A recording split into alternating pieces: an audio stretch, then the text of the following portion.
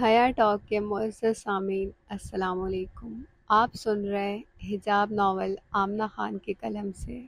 وہ اس کی طرف مڑی جو ہاتھ میں پینسل پکڑے نظریں فضا کے چارٹ پہ رکھے کھڑا تھا۔ اس نے اس کے ہاتھ سے پینسل لی اور اس پینسل کو دیکھتی رہی جس پہ اس کی انگلیوں کے نشان تھے۔ جس نے اس کو چھوا تھا وہ اس پینسل کو اپنے پاس رکھنا چاہتی تھی، ہمیشہ کے لیے۔ جس کو اس نے ہاتھ لگایا تھا، کتنی قیمتی ہے یہ پینسل جو اس کے ہاتھ سے میرے ہاتھ میں آئی ہے۔ اس نے بہت پیار سے وہ پینسل پکڑی اور اپنی آنکھوں پہ لگائی۔ شاید محبوب کی ہر شے ہی بے مول ہوتی ہے، جو اس کے ہاتھ سے ہو کے گزرے اس کی قیمت کوئی نہیں لگا سکتا۔ زری، اس نے اس کو میز پہ بازو رکھے، آنکھیں بند کیے، ہاتھوں میں پکڑی پینسل کو آنکھوں کے ساتھ لگاتے دیکھا۔ کیا سوچ رہی ہو زری؟ کچھ نہیں۔ تو اب تو پینسل مل گئی نا، اب تو کر لو کام۔ ہاں کر رہی ہوں نا، نظر تو نہیں آ رہا مجھے۔ اب میں تمہاری طرح دکھا دکھا کے کرنے سے تو رہی۔ مر جائیں آپ تو زرمینہ گل۔ آمین۔ دفع ہو جاؤ، مذاق میں کہا، آمین کہنے کی ضرورت نہیں تھی آگے سے۔ اب میں کر لوں کام، پھر بولو گی کام نہیں کرتی۔ کر لیں جناب۔ اس نے اس کو مسکراتے ہوئے دیکھا جو پینسل ہاتھ میں لیے اب لائن لگا رہی تھی۔ زرمینہ، یونیورسٹی کیسی جا رہی ہے تمہاری؟ دادی اماں نے اس کے سر پہ تیل لگاتے ہوئے پوچھا۔ اچھی جا رہی ہیں اماں جی۔ اس کو ہمیشہ سے اپنے سر میں تیل سے مالش لگوانا بہت اچھا لگتا تھا۔ کوئی ہلکا سا بھی اس کے بالوں میں ہاتھ پھیرے وہ ایک دم سو جایا کرتی تھی۔ اس کو ایک عجیب سا سکون ملتا تھا۔ یہ تم نے اپنے بالوں کا کیا حال کر دیا ہے؟ ان کو تم دھوتا بھی ہے یا ایسے ہی باندھ دیتا ہے اور اوپر دوپٹہ لپیٹ دیتا ہے؟ وہ اس کا ایک ایک بال اوپر کرنے لگی اور ساتھ ساتھ تیل اس کے بالوں میں ڈالنے لگی۔ اماں جی دھوتی ہوں۔ اس نے آنکھیں بند کیے ان کے گھٹنوں کے ساتھ سر لگاتے ہوئے مسکرا کے کہا۔ یہ بالوں کا بہت خیال رکھا کرو اپنے، اتنے خوبصورت بالوں کو چڑیا کا گھونسلہ بنا کے رکھ دیا ہے۔ بس دادی اماں، آپ روز ایسے ہی مالش کریں تو ٹھیک ہو جائیں گے۔ تم اپنے کمرے سے نکلے تو ہم مالش کریں نا، کیا بات ہے تمہیں؟ جب سے یونیورسٹی کیا کمرے سے باہر بھی نہیں نکلتا۔ انہوں نے اپنے ہاتھوں کی انگلیوں کی حرکت روکی اور اس سے پوچھنے لگی۔ کچھ نہیں دادی اماں، کام ہی بہت ہوتا ہے یونی کا، تبھی کمرے میں ہوتی ہوں۔ اس نے آنکھیں بند کرتے ہوئے دکھتے دل کے ساتھ کہا۔ میں اب آپ کو کیا بتاؤں اماں جی، اس نے دل ہی دل میں کہا۔ اپنا خیال رکھا کرو زرمینہ گل۔ اماں قہوہ کی پیالی ہاتھ میں لیے ہوا آئی اور اس کے پاس کرسی پہ بیٹھی۔ رکھتی ہوں اماں، تبھی شکل کا یہ حال بنا رکھا ہے تم نے۔ اچھی بھلی تو ہے اماں، اس نے خفا ہوتے ہوئے ماں کو کہا اور قہوہ پینے لگی۔ اچھی بھلی ہوتی تو ہم نہ کہتے نا۔ آئندہ رکھوں گی اماں، آپ پریشان نہ ہوا کریں۔ اب اجازت دیں تو میں کمرے میں چلی جاؤں، کچھ پڑھنا ہے۔ وہ ان کے سوالوں سے بچنا چاہتی تھی۔ ہاتھ میں کپ پکڑے وہ اپنے کمرے کی طرف چلی گئی اور کمرہ بند کر دیا۔ وہ تہجد کی نماز کے لیے اٹھی۔ اس کو ہمیشہ سے بہت ٹھنڈ لگتی تھی اور سردیوں میں تو وہ آگ کے پاس سے اٹھتی ہی نہیں تھی۔ ہر نماز کے لیے وہ ٹھنڈے پانی سے وضو کرتی تھی۔ اس وقت اس کو ٹھنڈ کا احساس بھی نہیں ہوتا تھا کہ وہ ٹھنڈ میں یا برف میں وضو بنا رہی ہے۔ مانسہرہ کا موسم ہی کچھ ایسا ہوتا ہے۔ سردیوں میں شدید سردی ہوتی ہے، ہر طرف پہاڑوں پہ سفیدی ہی سفیدی ہوتی ہے، جیسے کسی نے پہاڑوں پہ سفید روئی بالکل صاف ستھری لا کر رکھ دی ہو، جیسے نیلے آسمان پہ سفید بادلوں نے گھر کر لیا ہو۔ سردیوں میں مانسہرہ میں ٹھنڈ ہی کچھ شدید پڑتی ہے، جیسے کوئی ٹھنڈے پانی سے ہاتھ لگائے تو لگانے سے پہلے اس کے تصور سے ہی کانپ جائے گا۔ اس کو لگتا تھا جب بھی وہ ٹھنڈے پانی سے وضو بنا کے تہجد پڑھتی ہے، اللہ پاک بہت خوش ہوتے ہیں۔ وہ اس کے اور قریب آتے ہیں، اس سے باتیں کرتے ہیں، اس پہ ہنستے ہیں۔ گرم پانی جب موجود ہے تو بھی یہ پاگل لڑکی ٹھنڈے پانی سے وضو کرتی ہے کہ میں خوش ہو جاؤں۔ وہ ہمیشہ اللہ جی سے دوستوں کی طرح بات کرتی تھی۔ اس کو بہت حیرت ہوتی تھی یہ جو لوگ اللہ پاک کے عذاب کا ذکر کرتے ہیں وہ کیوں کرتے ہیں۔ میں تو کبھی نہیں اللہ جی کے عذاب کا ذکر کروں، وہ تو کسی کو کچھ نہیں کہتے، وہ تو ہم سے بہت محبت کرتے ہیں۔ میں کتنی خوش نصیب ہوں، اللہ پاک نے مجھے بھی چنا ہے مجھے بھی بنایا ہے اور میرے اندر خود روح پھونکی ہے۔ اس سے بڑی بات اور کیا ہوگی؟ ہمارے اندر جو روح پھونکی ہوئی ہے وہ اس ذات نے خود پھونکی ہے۔ یہ جو لوگ مر جانے کی دعائیں مانگتے ہیں، نہ جانے کیا سوچ کے مانگتے ہیں۔ ان کو خود پہ رشک کیوں نہیں آتا کہ اللہ نے ان کو انسان پیدا کیا ہے، ساری مخلوقات سے افضل پیدا کیا ہے۔ یہ جو لوگ خود کو کالا کہتے ہیں، خود کو بدصورت سمجھتے ہیں، اپنی ہر کمی پہ احساس کمتری کا شکار ہوتے ہیں، دوسروں کو ہمیشہ خود سے اچھا سمجھتے ہیں، وہ یہ بات کیوں نہیں دیکھتے، کیوں نہیں سوچتے کہ اللہ نے ان میں کتنی کوئی اور چیزیں، کتنی قابلیت رکھی ہوگی؟ اگر وہ کالے ہیں تو ان میں کتنی کشش ہوگی؟ نہ جانے لوگ خود کو کیوں نہیں دیکھتے، ہمیشہ دوسروں کو ہی کیوں دیکھتے ہیں؟ اللہ جی، آپ کسی ایک کی تو نہیں ہے نا، آپ تو سب کے ہیں۔ جتنی محبت آپ مجھ سے کرتے ہیں، اتنی ہی محبت آپ ان لوگوں سے بھی تو کرتے ہیں جو ابھی سوئے ہوئے ہیں، تہجد کے لیے نہیں اٹھے۔ پھر کیسے ہو سکتا ہے آپ کسی میں کچھ ایک کمی چھوڑ دیں اور اس کو کسی اور چیز سے نہ نوازیں؟ ہر انسان میں آپ نے کچھ نہ کچھ تو ایسا رکھا ہوتا ہے جو اس کو دنیا سے الگ کرے۔ خود کی وہ چیز کیوں نہیں ڈھونڈتے؟ ہم دوسروں کو کیوں حسد بھری نظروں سے دیکھتے ہیں؟ وہ ہمیشہ تہجد پڑھنے کے بعد اللہ جی سے باتیں کرتی تھی، ان کو ہر بات گن گن کے بتاتی تھی۔ آج بھی ہمیشہ کی طرح سر کو گھٹنوں پہ رکھ کے اللہ پاک سے باتیں کرتی رہی، جیسے وہ اس کے سامنے بیٹھے ہوں، اس کو بہت غور سے سن رہے ہوں، اس کی باتوں پہ مسکرا رہے ہوں۔ اللہ جی، ہم کتنے خوش نصیب ہیں نا، ہم کس نبی کی امت ہیں جو راتوں کو رو رو کے بس امتی امتی کرتا تھا۔ ہم یہ چیز کیوں نہیں دیکھتے اللہ جی؟ ہم کیوں نہیں سوچتے کہ ہماری زبان پہ کلمہ حق ہوتا ہے؟ ہم کیوں اپنی یہ خوش نصیبی نہیں دیکھتے؟ ہم یہی کیوں دیکھتے ہیں کسی کے پاس اچھا گھر ہے تو ہمارے پاس کیوں نہیں ہے؟ کوئی بہت خوبصورت ہے تو ہم کیوں نہیں ہے؟ کوئی اچھا بولتا ہے تو ہم کیوں نہیں بولتے؟ کوئی یہ کیوں نہیں کہتا اللہ جی کہ وہ بندہ اللہ سے بہت محبت کرتا ہے، کتنا بڑا عاشق مصطفیٰ ہے، تو ہم کیوں نہیں ہیں؟ کوئی آپ کی اور آقا جانے کی محبت میں ایک دوسرے کا مقابلہ کیوں نہیں کرتا؟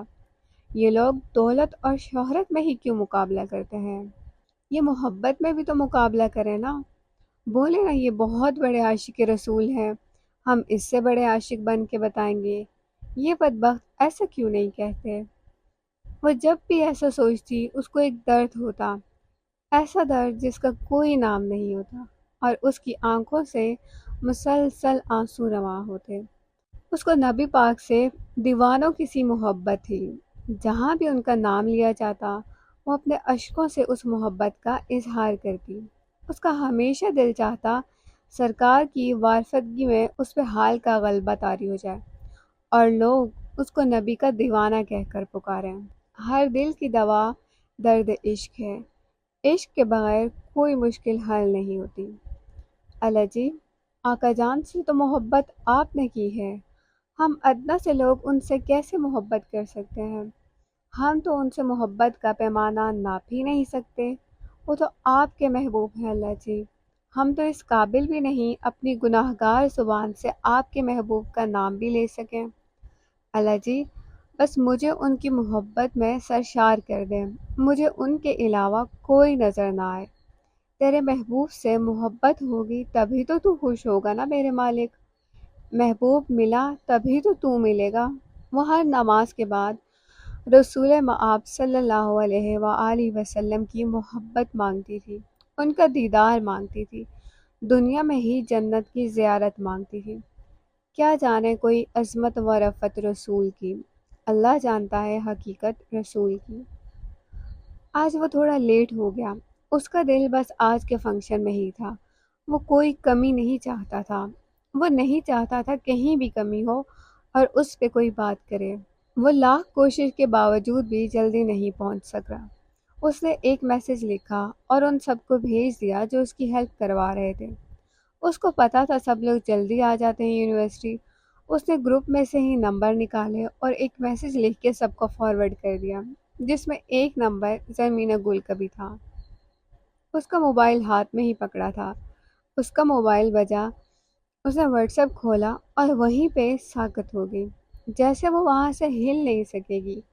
اس کی نظر اس نام پہ ہی اٹک کر رہے گی جس سے میسج آیا تھا۔ وہ کچھ وقت تک بس اسکرین پہ لکھے اس نام کو دیکھتی رہی، پھر اس کی نظر اس میسج پہ پڑی جو اس نے بھیجا تھا: میں لیٹ ہو جاؤں گا، آپ سٹیج کو فائنل کر لیں، سب کرسیاں بھی جگہ جگہ پہ صحیح کر کے رکھوا لیں۔ اس نے اس کا لکھا ہوا میسج وہیں کھڑے کوئی 8 بار پڑھا۔ وہ اب بھی بغیر پلکوں کو چپکائے، ہاتھ میں موبائل اٹھائے وہاں کھڑی بس اس میسج کو دیکھتی رہی۔ سر کا میسج آیا ہے، وہ کہہ رہے ہیں وہ لیٹ ہو جائیں گے آنے میں۔ ہانیہ نے موبائل کو اپنے سامنے رکھتے ہوئے سب کو سر کا میسج سنایا۔ اس کو بھی بالکل وہی میسج لکھا تھا جو اس کو لکھا گیا تھا۔ اس نے اپنی آنکھوں کی نمی کو چھپاتے ہوئے موبائل کو اپنے بیگ میں ڈال دیا۔ اس کو سمجھ ہی نہیں آ رہی تھی وہ خوش ہو کہ اس کے محبوب نے اس کو میسج کیا ہے، یا پھر دکھی ہو کہ اس نے وہی میسج باقی سب کو بھی کیا ہے۔ سر کا میسج تو مجھے بھی آیا ہوا ہے، فضا نے کلاس کے باہر پڑی کرسی پہ بیٹھ کے کہا۔ وہ اس کو میسج دکھانے لگی جس نے اپنا موبائل بیگ میں ڈال رکھا تھا۔ وہ کسی کو اس کا کیا ہوا میسج نہیں دکھانا چاہتی تھی، وہ اس کو سب سے چھپا کے اپنے دل میں رکھنا چاہتی تھی۔ وہ نہیں چاہتی تھی کوئی اس کا کیا ہوا میسج اس کے موبائل میں پڑے۔ بے شک اس نے اس کے علاوہ بہت سارے لوگوں کو میسج کیا ہے، پھر بھی وہ اس کو سب سے چھپانا چاہتی تھی۔ مگر ہانیہ صاحبہ نے تو ایسا اعلان کیا ہے جیسے سر نے بس اس کو ہی میسج کیا ہو۔ فضا نے منہ بناتے ہوئے اس کو کہا، جو اپنے بازو باندھے پاؤں کرسی پہ رکھے دیوار کے ساتھ سر سے ٹیک لگائے بیٹھی تھی۔ دفع کرو فضا، کہنے دو اس کو۔ اسے دکھی سے دل کے ساتھ اس کو کہا اور آنکھیں بند کر لی۔ کیا ہوا زری، طبیعت تو ٹھیک ہے نا تمہاری؟ اس نے اس کی طرف دیکھتے ہوئے کہا جو بازو باندھے بیٹھی تھی۔ کچھ نہیں، مجھے بہت ٹھنڈ لگ رہی ہے فضا۔ السلام علیکم سر۔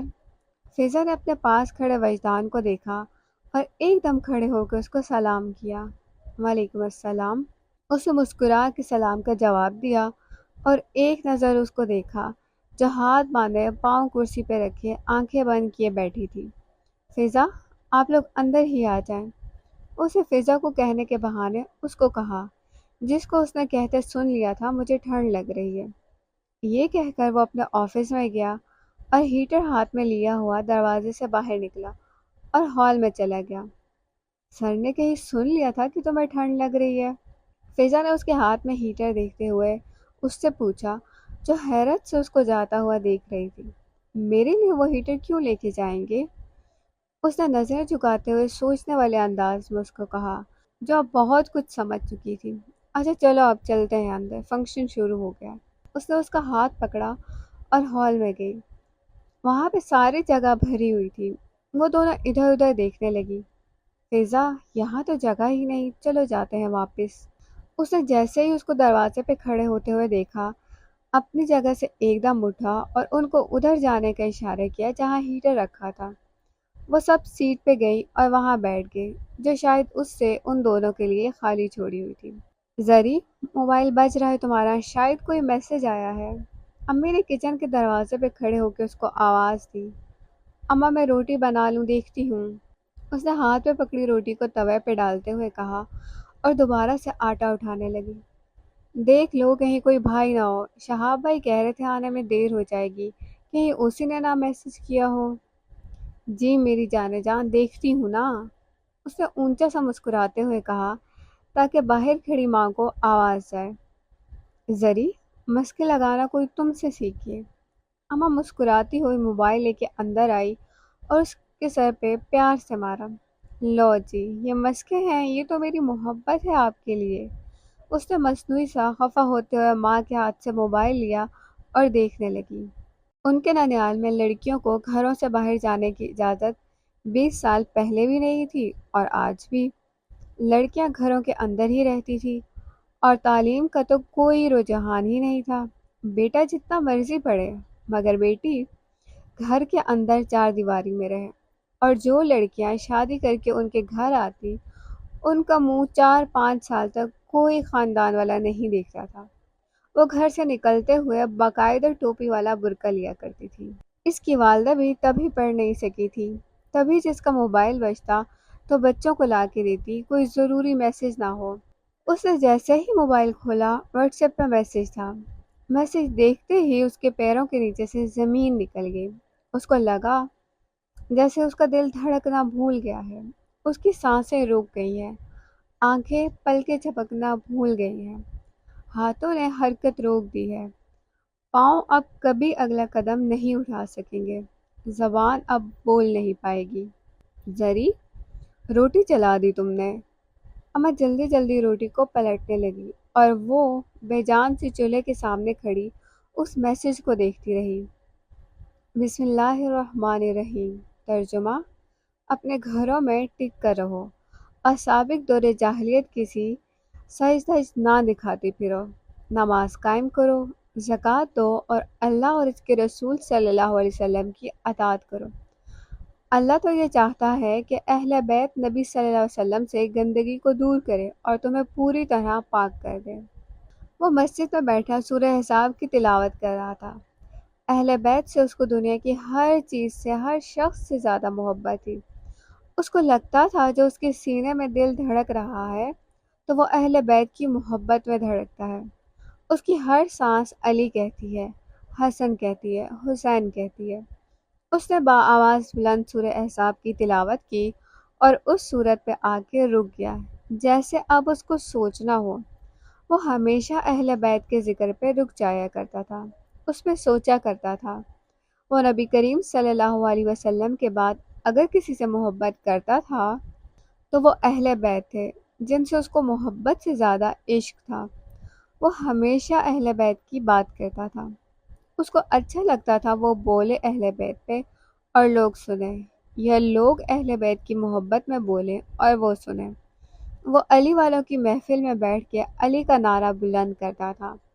جہاں دیکھا کوئی علی رضی اللہ تعالیٰ عنہ کی شان میں بول رہا ہے، قصیدہ پڑھ رہا ہے تو وہ جھوم جاتا اور مسلسل جھومتا رہتا۔ اس کا دل، اس کا دماغ، اس کی زبان بس علی علی کرتے۔ وہ اہل بیت کا عاشق تھا اور دنیا کو بتاتا بھی تھا۔ اس کی محبت کرنے کا انداز ہی کچھ ایسا تھا، وہ محبت کو دیکھنا جانتا تھا۔ وہ محفل میں بیٹھ کے نعرے بلند کرنا جانتا تھا، وہ ہاتھ اٹھا کے داد دینا جانتا تھا، اس کو علی کے نام پہ جھومنا آتا تھا۔ وہ چاہتا تھا جتنی محبت وہ اہل بیت سے کرے اتنے ہی سب کرے، جیسے وہ محبت کا اظہار کرتا ہے ویسے سب کرے، جیسے وہ اہل بیت کے ذکر پہ جھوم جاتا ہے سب اس کے ساتھ جھومیں۔ وہ کوئی ملنگ نہیں تھا، وہ عاشق تھا۔ جب وہ جھومتا تو لوگ اس کو دیوانہ کہتے، کچھ لوگ اس کی اس دیوانگی پہ رشک کرتے اور کچھ باتیں۔ مولوی صاحب، یہ جو لوگ اہل بیت سے محبت نہیں کرتے کیا یہ جنت میں جائیں گے؟ وہ قرآن پاک بند کر کے مولوی صاحب کے پاس گیا جو ممبر کے پاس بیٹھے آنکھیں بند کیے تسبیح کے دانے ہاتھوں سے ادھر ادھر کر رہے تھے۔ وجدان، دنیا میں ایسا کون سا شخص ہوگا جو محبوب کی اولاد سے محبت نہیں کرے گا؟ اگر جس نبی کریم صلی اللہ علیہ وسلم سے محبت کی ان کی اولاد سے نہ کی، ان کے لیے بغض رکھا، تو کیا نبی کریم صلی اللہ علیہ وسلم ان سے خوش ہوں گے؟ اگر تمہارے والد صاحب سے کوئی محبت کرے اور تم سے بغض رکھے گا تو کیا ان کا دل اس شخص سے خوش ہوگا؟ کیا وہ اس شخص کو عزت دے پائیں گے جو ان کی اولاد سے محبت نہیں کرتا؟ ایسا نہیں ہوتا وجدان۔ ایک باپ ہمیشہ یہی چاہتا ہے لوگ اس سے زیادہ اس کے بیٹے کو، اس کی بیٹی کو عزت دیں۔ جب ایسا ہوتا ہے تو وہ بھی خوش ہوتا ہے۔ جو لوگ نبی کریم صلی اللہ علیہ وسلم سے محبت کرتے ہیں ان کی اولاد سے نہ کریں تو کیا وہ خوش ہوتے ہیں؟ وجہ، حضرت ابو ہریرہ رضی اللہ تعالیٰ عنہ سے روایت ہے کہ نبی اکرم صلی اللہ علیہ وسلم نے ارشاد فرمایا، جس نے ان دونوں یعنی حسن اور حسین علیہ السلام سے محبت کی اس نے مجھ سے محبت کی، جس نے ان سے بغض رکھا اس نے مجھ سے بغض رکھا۔ اب وجہ، جب نبی پاک صلی اللہ علیہ وسلم خود کہیں گے جس نے دونوں شہزادوں سے محبت کی تو اس نے مجھ سے محبت کی۔ اگر ہم نبی کریم صلی اللہ علیہ وسلم سے محبت کریں اور اہل بیت سے نہ کریں تو کیا ہم مسلمان ہیں؟ کیا ہم سچے مسلمان ہیں؟ وہ چپ بیٹھا ان کو سنتا رہا جو ایک پیار اور ایک عقیدت سے بولتے چلے جا رہے تھے۔ اسی طرح نبی پاک صلی اللہ علیہ وسلم نے ہر جگہ پہ حضرت علی اور اہل بیت کا ذکر کیا، ان سے محبت کا ذکر کیا۔ مولوی صاحب، علی رضی اللہ تعالیٰ عنہ کو مولا کہنا چاہیے یا نہیں؟ وجہ: جس کو اس حبیب نے مولا کہا، ہم کون ہوتے ہیں ان کو مولا نہ کہنے والے؟ کیا انہوں نے یہ نہیں پڑھا کہ حضرت محمد صلی اللہ علیہ وسلم نے خود فرمایا، دونوں جہاں کے سردار نے، محبوب نے خود کہا، جس کا میں مولا اس کا علی مولا۔ تو اس بات کے علاوہ ہمیں کس ثبوت کی ضرورت پڑتی ہے؟ سرکار نے خود کہا ہے، لوگوں کی نسل ان کے بیٹوں سے چلتی ہے اور میری نسل میری بیٹی فاطمہ سے چلے گی۔ وجہ: وہ جو خدا کے محبوب ہے، اس کی اپنے نواسوں سے محبت کا عالم تو دیکھو۔ آپ نے ان کے خود نام مبارک رکھے۔ مولا علی نے حضرت امام حسن کا نام حمزہ رکھا تھا اور امام حسین کا نام جعفر رکھا تھا، مگر سرکار نے نام مبارک بدل کے حسن اور حسین رکھے۔ ان دونوں شہزادوں کو تو نام بھی آقا نے خود دیے۔ وہ بولتے بولتے ایک آہ بھرتے اور پھر سے محبت میں بولنا شروع ہو جاتے۔ حضرت برا بن عازم رضی اللہ تعالیٰ عنہ سے روایت ہے کہ ایک دفعہ حضور نے امام حسن کو اپنے کندھے مبارک پہ اٹھایا ہوا تھا اور آپ فرما رہے تھے، اے اللہ، میں اس سے محبت کرتا ہوں، بس تو بھی اس سے محبت کر۔ اور امام حسین کے بارے میں تو حضور پرنور علیہ السلام نے فرمایا، حسین مجھ سے ہے اور میں حسین سے ہوں۔ اب جو ذات خود ان سے دیوانہ وار محبت کرتی ہے، یہ لوگ کون ہوتے ہیں محبت نہ کرنے والے؟ بس وجدان، ہمارے معاشرے کا دستور ہی کچھ ایسا ہے۔ اگر کوئی علی علی کرے گا اور حسین کہے گا تو شیعہ کہلایا جائے گا۔ کچھ لوگ بس اس ڈر سے اپنی محبت کو اندر رکھتے ہیں، چھپی محبت کرتے ہیں کہ کوئی نہیں کہہ سکتا کہ وہ محبت نہیں کرتے۔ ان کو آقا جان کی اولاد سے عشق نہیں ہے۔ جس کو سرکار سے محبت ہے، اس کو ان کی اولاد سے محبت ہے۔ وہ گھٹنوں پہ بازو رکھے، بغیر پلکوں کو حرکت دیے بس سنتا جا رہا تھا۔ اوجی: ہم میں سے ایک قبیلہ ایسا ہے جو کھلے عام محبت کا اظہار کرتا ہے، وہ خود کو شیعہ کہتا ہے۔ اب ان لوگوں میں بھی محبت کے بہت سارے طریقے ہیں۔ ہر کوئی امام سے اور مولا علی سے اپنی اپنی طرح محبت کرتا ہے۔ بس وجہ: میں ایک ہی بات کہوں گا جو مولا علی رضی اللہ تعالیٰ عنہ نے خود فرمائی ہے، میرے بارے میں دو قسم کے شخص ہلاک ہو جائیں گے، غالی، اوپر محبت میں ناجائز افراد کرنے والا، اور بغض کرنے والا حجت باز۔ اب ایک اور جگہ آپ رضی اللہ تعالیٰ عنہ کا دوسرا قول یہ ہے، ایک قوم، لوگوں کی جماعت میرے ساتھ اندھا دھند محبت کرے گی، حتیٰ کہ وہ میری افراد والی محبت کی وجہ سے جہنم کی آگ میں داخل ہوگی، اور ایک قوم میرے ساتھ بغض رکھے گی، حتیٰ کہ وہ میرے بغض کی وجہ سے جہنم کی آگ میں داخل ہوگی۔ وجہ: قصہ مختصر یہ ہے، جس نے نبی کریم صلی اللہ علیہ وسلم کی اولاد سے محبت نہ کی، وہ مسلمان تو ہے مگر مومن نہیں۔ بس میں دعا گو ہوں، خدا ہمیں آقا جان علیہ السلام، اہل بیت، خلفائے راشدین اور ان کے صحابہ سے بے لوث محبت کرنے کی توفیق عطا فرمائے، آمین یا رب العالمین۔ وہ اپنے کمرے میں بیٹھی اتنے گھنٹوں سے وہ میسج دیکھتی رہی جو اس کی سکرین پہ چمک رہا تھا۔ اس کو لگا وہ کوئی خواب دیکھ رہی ہے۔ السلام علیکم، تھینک یو سو مچ۔ یہ دو مصروں پہ میسج اس کی دنیا ہلانے کو کافی تھا۔ وہ بار بار اس میسج کو دیکھتی اور پھر اس نام کو۔ اس نے اس کا نمبر سرجی کے نام سے اپنے موبائل میں سیو کیا ہوا تھا۔ وہ بار بار اس میسج کو دیکھ رہی تھی، بار بار اس کو جواب لکھ کر ڈیلیٹ کر دیتی، مگر دل پہ کب کس کا اختیار ہوتا ہے۔ اس نے اب کی بار میسج لکھا، انگوٹھے نے خود بخود حرکت کی اور سینڈ کا بٹن دب گیا۔ زری: جی جان جی۔ سلطان کے بلانے پہ وہ بوکھلائے ہوئے باہر گئی اور موبائل کو وہیں چھوڑ دیا۔ اس کو اندازہ بھی نہیں تھا اس نے میسج ریموو کرنے کے بجائے سینڈ کر دیا ہے۔ یار مجھے روٹی بنا دو۔ بھائی نے اس کے باہر آتے ہی اس کو روٹی کا کہا، جس کے اوپر سے پسینے گر رہے تھے۔ اس نے اپنی گھبراہٹ چھپانے کی ہر ممکن کوشش کی اور بار بار اپنے سر کے دوپٹے کو ٹھیک کرنے لگی۔ کیا ہوا ہے تمہیں زری؟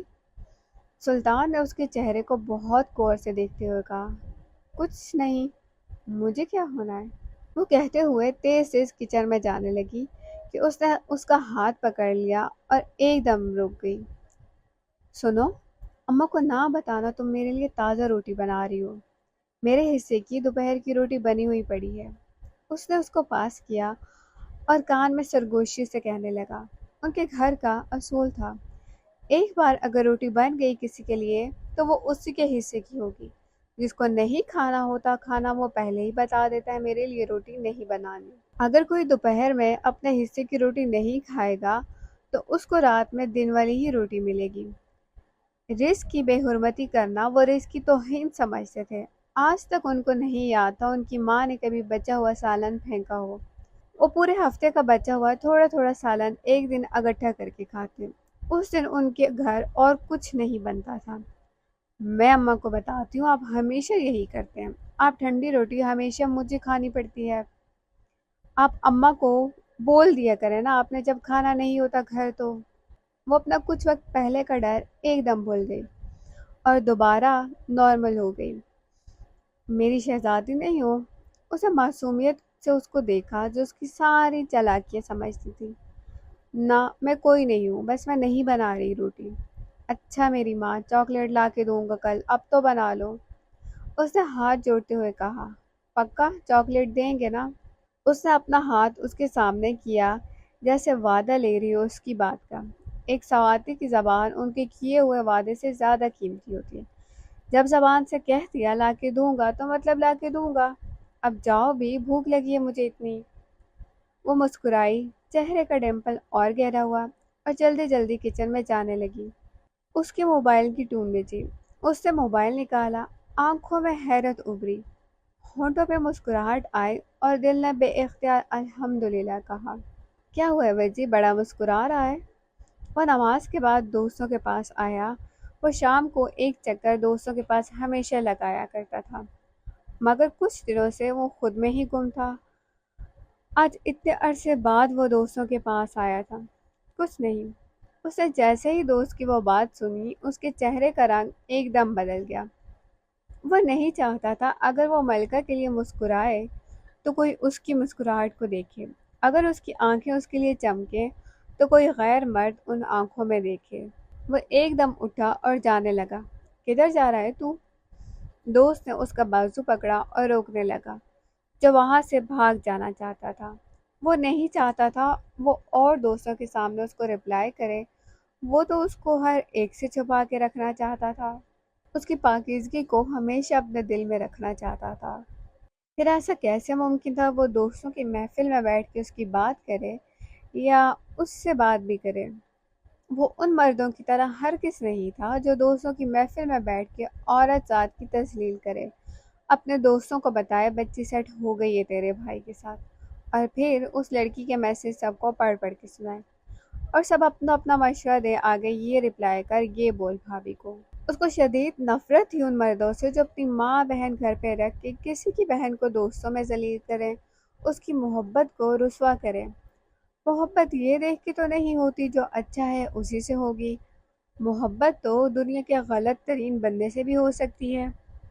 اگر ایک لڑکی اس کے سامنے ہار جاتی ہے تو اس کو چاہیے محبت کی قدر کرے، اس کی دنیا میں تذلیل نہ کرے۔ بس یار مجھے کچھ کام ہے، میں جا رہا ہوں۔ اس نے اپنی بائک سٹارٹ کی۔ وہ جلد از جلد اس میسج کا رپلائی دینا چاہتا تھا جو کچھ وقت پہلے اس کو ملا تھا۔ یار تھوڑا تو بیٹھ جاتا۔ وہ دوستوں کی محفل میں محفل کی جان تھا اور اتنے عرصے سے ان کی محفل بے رنگ تھی۔ وہ اس کو روکنا چاہتے تھے جو اڑ کے جانا چاہتا تھا۔ مزید اچھی ویڈیوز کے لیے ہمارے چینل کو لائک، سبسکرائب اور شیئر ضرور کیجیے، اور ساتھ میں موجود گھنٹی کے نشان کو دبانا مت بھولیے گا تاکہ نئی آنے والی ویڈیو کا نوٹیفیکیشن آپ تک پہنچ سکے۔